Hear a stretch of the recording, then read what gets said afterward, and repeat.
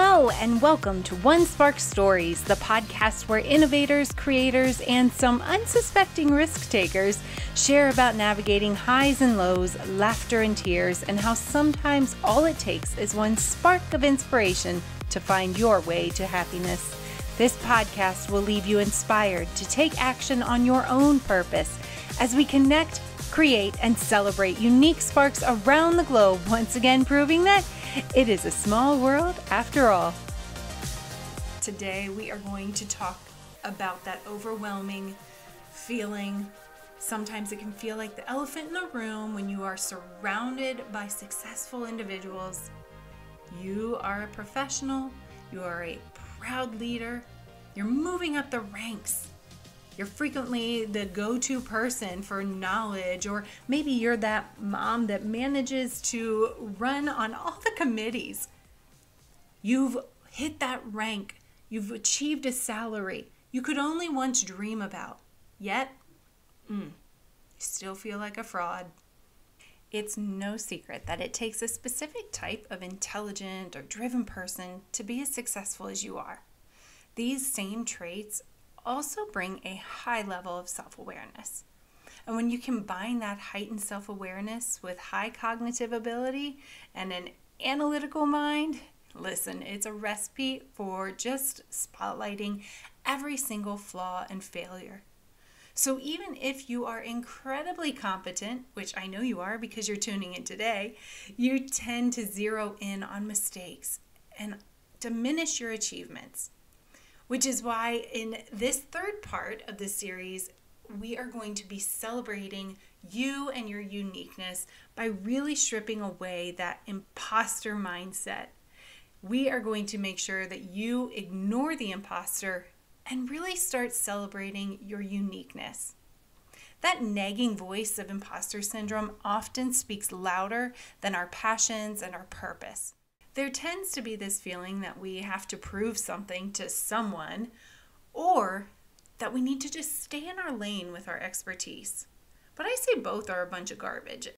When you dial in and really align with your own uniqueness, you'll also find that others are drawn into it as well.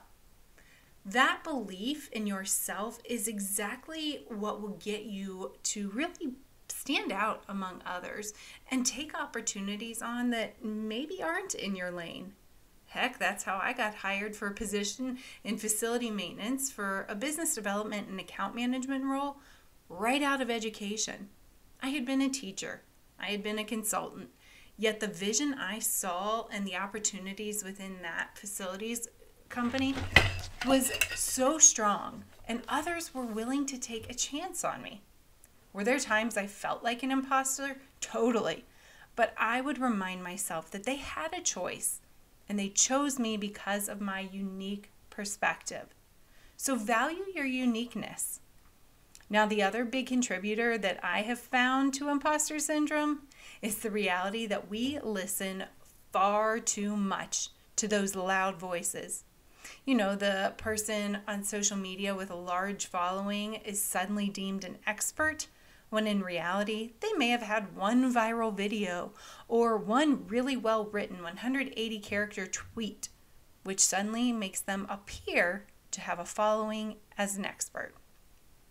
In reality, these can often become a case of just getting caught up in algorithms, which I will touch on later, but quite simply, you're comparing yourself to someone that is overestimating or over-exaggerating their capabilities. Now, the Kruger Effect is a fascinating term that lends a bit of a scientific name and explanation to a problem that many people immediately recognize.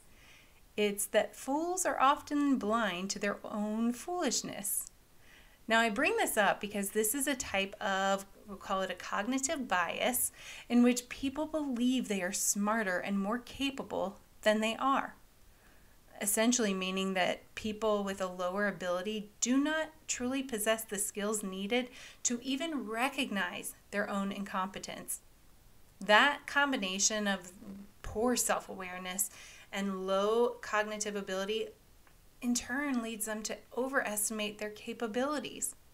Now, we can all probably think of that person that has these incredible stories or always brags about their accomplishments. Yet you walk away knowing that quite a bit of that had to be embellished. The very knowledge and skills necessary to be good at a task are the same qualities that a person needs to recognize that they are not good at that task. So if a person lacks those abilities, they may not only be bad at that task, but ignorant of their inability. One of my favorite things to teach when I was doing reading comprehension with students were things like metacognition and schema. And yes, I really did that with first and second graders. They love these, and you turn it into a song and anybody can learn it. But those are basically ways of looking at what we know and how we connect it to new information. And in the case of my students, it was connecting to what they were reading in a book. So schema is essentially making a connection, text to self, text to world. There's all kinds of ways you can play this out.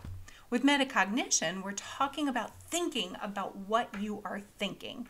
It's the ability to step back and really look at your thoughts, your behavior, and your abilities from outside of yourself. Now, people can only evaluate themselves from their own limited and highly subjective point of view. From this limited perspective, they may seem highly skilled, knowledgeable, and superior to others, especially depending on who's within their immediate circle.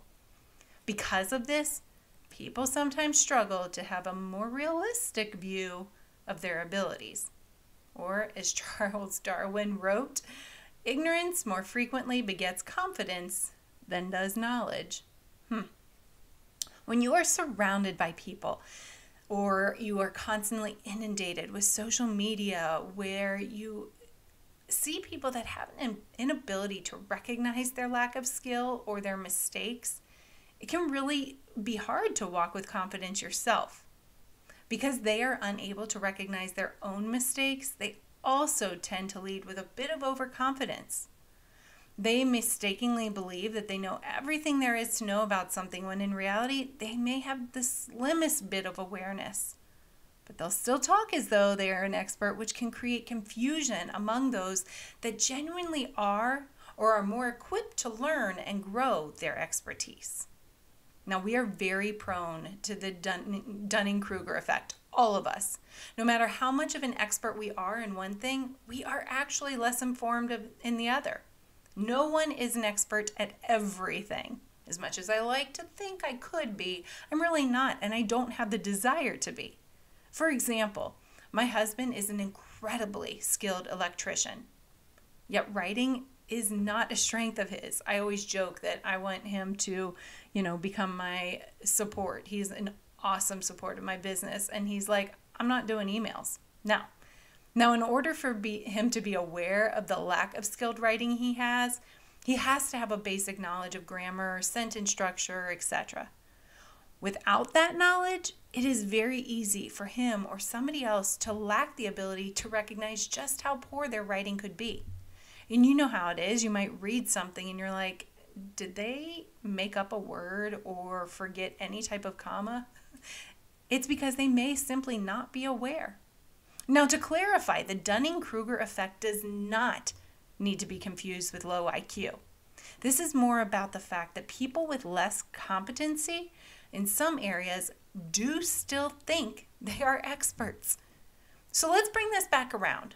What do genuine experts think of their own abilities? Well, Dunning and Kruger found that those at the high end of competence spectrum actually did hold more realistic views of their own knowledge and capabilities. However, these experts, likely yourself, actually tended to underestimate their own abilities relative to how others around them did. So those top scoring individuals, they know that they're better than the average, but yet they are not convinced of how superior their performance is to others. The problem isn't that experts don't know how well informed they are. It's that they tend to believe that everyone else is also very knowledgeable. It's anytime you become really credible in a field or you're in a job for a long time, there seems to be this assumption, the norms that we all carry. I know when I worked with Disney, and this is something I hear a lot of people talk about when they leave the company, they talk as though everybody is aware of what all of the different acronyms are or what it means to be a cast member. But the reality is not everybody understands that that is a term for an employee. So when you think about that within intelligence, not everybody within your zone has that same zone of genius. Just because I love writing doesn't mean everybody else cares about grammar like I do. I know it's a thing. Now, this is what can sometimes lead to the opposite of that Dunning-Kruger effect, which, enter again, our dear friend, imposter syndrome. Since the Dunning-Kruger effect involves overconfidence in one's abilities, the opposing tendency would be more about that underconfidence in one's abilities. So in imposter syndrome, competent people doubt their own abilities and fear that others will discover them to be a fraud. Wow, that was a lot to basically say that we are all battling some level or lack thereof cognitive awareness. The difference is that if you are feeling that pull of imposter syndrome, then you're likely highly capable. You have that self-awareness. You just need some ways to break that mental barrier. And so here are 6 ways that I personally have found to overcome imposter syndrome. First up, write down your vision of success. This goes back to your purpose. This goes back to that alignment. When you write down your purpose, when you write down the things you value, when you write down those goals, it clearly establishes what it is you're striving for, and it gives more clarity on the steps it's going to take to get there. It also allows there to be a bit of a boundary to maintain your focus so you don't end up straying outside of those lines, thinking that you have to be chasing something else bigger and better based on, I don't know, whose measure of success. This makes me think so much of when Tim Schurer was on and talked about defining your own level of success, following your own pathway. By writing down your goal, it also becomes a tool to measure your success based on that specific goal, not something that suddenly shows up that appears more perfect. If you compare your outcome to the written goal, suddenly you have this test for success, and it allows your brain from spinning into that imposter syndrome.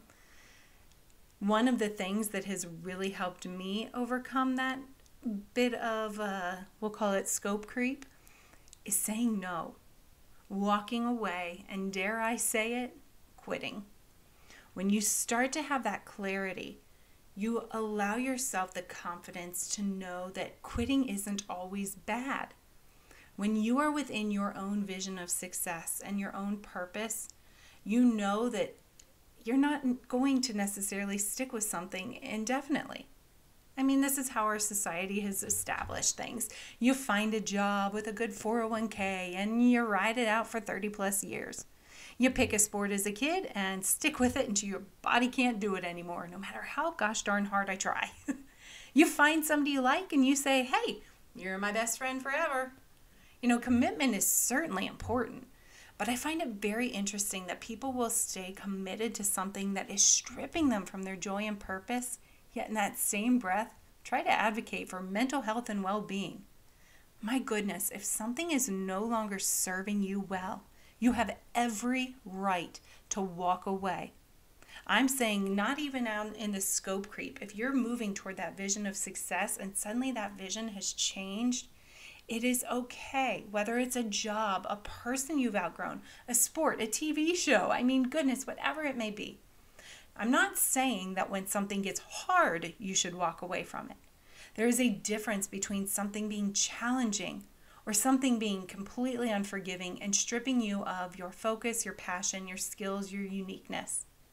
When you're no longer able to show up with your best self because your energy and optimism has been taken, then it is time to look around and ask yourself, is it something you could be doing better, or is this maybe something bigger than yourself? Now, don't give yourself an easy out and say, oh, it's them, it's always them. That is not true. We all have to make adjustments, and even when things get hard, the first step is to reflect and see maybe what you could be doing differently. Maybe it means you talk to your boss, see if there's an opportunity to be put on a new project or committee, or start a new committee based on your passions. Maybe it's a matter of being moved to a new location. Maybe it's not that the friends are the problem. Maybe it's that when you're with them, you tend to drink a bit more than you planned and in turn spend days trying to shake that anxiety. Become clear in what is causing that lack of joy and what is causing you to stray from your goal and your purpose. The more clear you become in your own purpose, the more awareness you'll have when you start to fall out of alignment with that. So pay attention to the discomfort and start making little moves that will position you back on track within your written vision of success. Next, talk about your successes and share your knowledge. Whether it's talking to a professional or a friend, it is critical that you speak about the things you are doing. Do not keep it shielded. The more guarded you are on all of those visions or the exciting accomplishments you have, the more siloed you'll feel in your success. Talk about it and let others help you remember just how amazing it is. You know, there are a lot of times that I have said casually, like, oh yeah, and then the book I was a co-author on became a bestseller, and I feel like such a fraud. I'm like, you know, I'm not Mel Robbins, I'm not Brene Brown, you know, who am I to have a bestseller?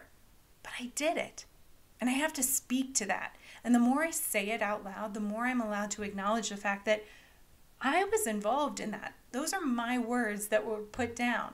When you get to a point where you feel like you can't even speak it out loud, it's okay to speak to a professional. In fact, I would encourage it. Sometimes having that unbiased voice will really help you navigate with that self-awareness. You know, sometimes we really aren't aware of our lack of ability, and so by having that professional that you can share your successes with and also help you navigate your knowledge, they'll be able to help you learn the pain points that you have and areas that you could truly grow. You know, our friends are wonderful, and they're going to pat us on the back and say, job well done, or they'll make it clear when we do mess up. But it's always valuable to have that outside unbiased opinion. So whoever you're going to, make sure you are talking about the successes you have and that you're sharing the knowledge you've acquired. Next, notice your achievements. Look at the areas where you might have soft envy and think, what is it about somebody that I am recognizing more in them than in myself? You know, we all have made incredible achievements, whether it was as a child in a spelling bee, that was not me, or as an adult, you know, whether you are launching a business or you had incredible growth in your students on, you know, a learning measure. There are achievements that we all have, but yet we continuously pivot and look at others. When you are clear in your goal and vision, you'll also avoid that soft envy that leads us to stray and think we're not good enough. You know, do you really actually want what you see others have? On the other side of this, stop listening to other people for a few reasons. One, is their success really what you're striving for? Or are you so focused on theirs that you're overlooking your own achievements? And if you are listening to others go on and on about their success, ask yourself, does this even impact my happiness and well-being? Does their achievement impact mine? And if it is negatively impacting yours, then you need to think again, what is it about their success that bothers me? Is it the financial gain? Is it the notoriety? Is it the completion of a task? There are a variety of things that could cause that, but just notice it. And in turn, I'm going to go back to the last one, talk about yours. Give yourself some credit. Notice the achievements you have. Hang up the gosh darn certificates. There are so many times that people put those away, and if you've earned it, And I'm saying, even from my travel days, I've got the College of Disney Knowledge certificate for completing that for my travel advisory work. You bet I have that certificate in plain sight. You know, if you meet somebody and they're a great mentor or advocate for the work you're doing, put that up. That's an achievement to have a thought partner like that. Acknowledge them, notice them. Next up is a big one. Let go of the perfectionism. You know, this blends a little bit into that soft envy notion. Perfectionism is such an energy source for imposter syndrome. You know, you think somebody else had it all together, and that's how they got that recognition and those accolades. The idea of being perfect or doing things perfectly creates some of the most irrational and unrealistic standards that will contribute to that mindset. And ultimately, it undermines the very goals you're setting for yourself. When you become quite the perfectionist, and I am so guilty of this with the seemingly smallest tasks, there is so much energy and time focused on doing things perfectly, that sometimes I just can't even get to the finish line. I don't even reach that goal. And it is such a frustrating point. Thankfully, let's go back to the last one, talking to somebody about that, and I've been getting more support and recognizing that those are moments when I am being the biggest barrier. I am causing myself to really misuse my skills by digging deeper into things that aren't areas I need to go. So stop focusing on perfectionism and start moving towards finishing. Now, another one that I want to talk about within kind of the similar scope is being aware of algorithms. You know, we see things all over social media. You might see somebody with this perfect home or making a perfect meal or working out every morning. And our brains, as complicated as they are, they're also very simple. They compile all of that information, and suddenly we think that the person with the beautiful interior decorating, that the person that wrote a bestseller is the same person that makes perfect lunches for their kids with little cutout sandwiches and also manages to work out regularly. What our brain is forgetting is those are all different people that are showing up on our feeds. Do not get yourself caught in the trap of an algorithm and allow yourself to think that you are not achieving this perfect ideal being. That is a glimpse of somebody else. And one moment you might click and read an article, and we know what happens around the holidays. You search for a toy or a gift for somebody, and next thing you know, all the ads are attributed to that. That's the algorithms. Do not allow those to make you think that everybody is doing something bigger, better, and more challenging than you are. I fell into this when I first started. Actually, goodness, it happens often anytime I take on a new task, but especially I'll go with the book writing example. When I finish the book, I started on another one, and I'm knee deep in it, and I have followed quite a few authors, and suddenly I see the authors launching different courses or leadership groups, and I'm sitting here thinking, oh my gosh, I'm falling behind because I'm not doing a course about the topic of the book. I should probably have this community about it. But none of that is aligned with the goals that I am setting out for myself and my business. However, the algorithms have seen me paying attention to these authors and this content, and so it keeps feeding me. So suddenly I am starting to feel like an imposter, thinking I'm not an author if I'm not doing all this. The perfectionism takes hold. And guess what I've not been doing? Spending time writing the darn book. I laugh because I think about Jeff Barnes when he was on, and he just always says, write the darn book. When he wrote that about wisdom of Walt and, doing the things that we set our minds to, we have to just stay focused on our goal and our mission and quit catering to the algorithms that make us think that we need to be more and do more. You don't. You are doing everything that is aligned to your goals. And if you're not aligned, what are you going to say? No. You're going to walk away and get back on track.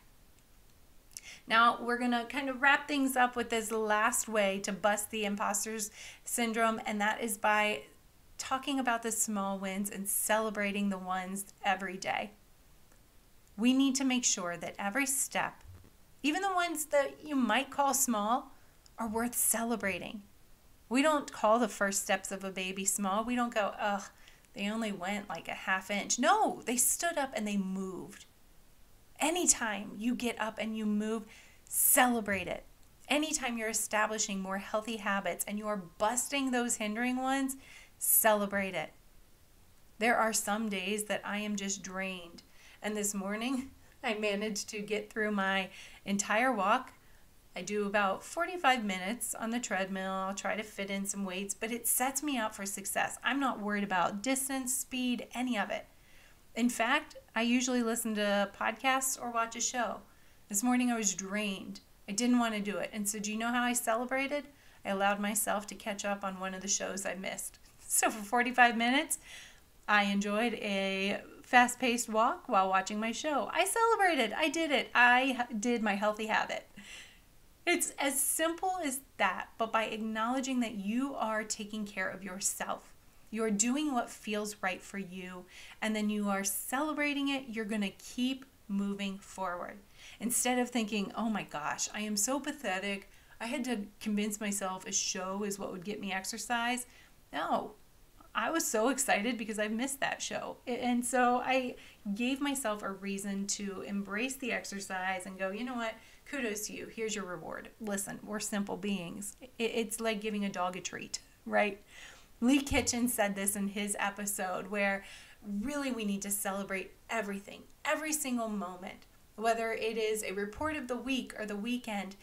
Make sure you slow down and acknowledge the things that you have done to get to where you are today.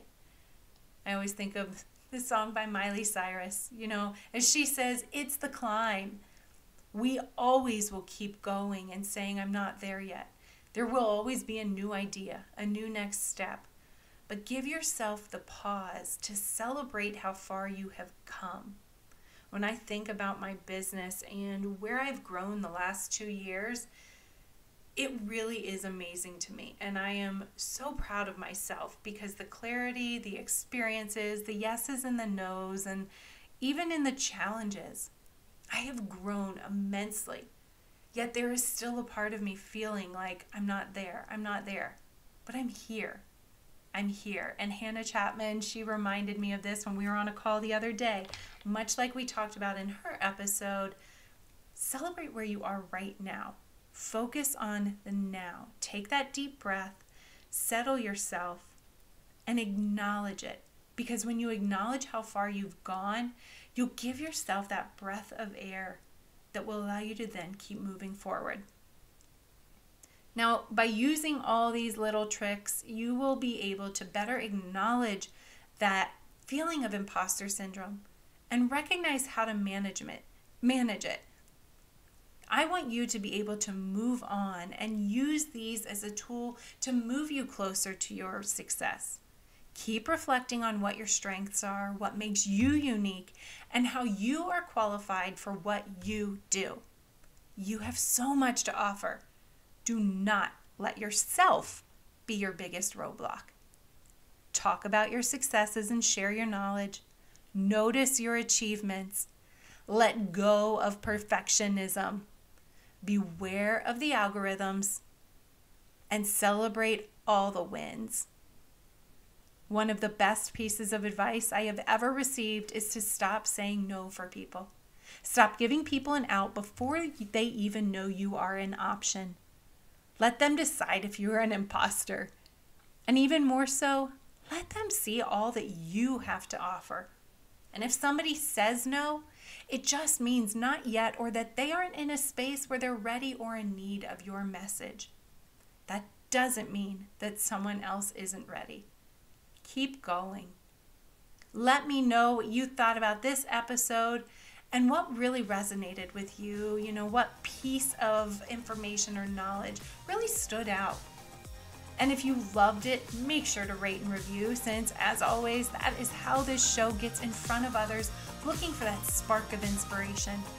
Thank you so much for taking time to hang out today and throughout this 3-part series, as I really dug into more of what connecting, creating, and celebrating means in a purpose-driven life. As always, be well, stay curious, and I'll see you real soon. Did you know that the first pennies minted in the United States were inscribed with the motto, "Mind your own business"? Later, Tater.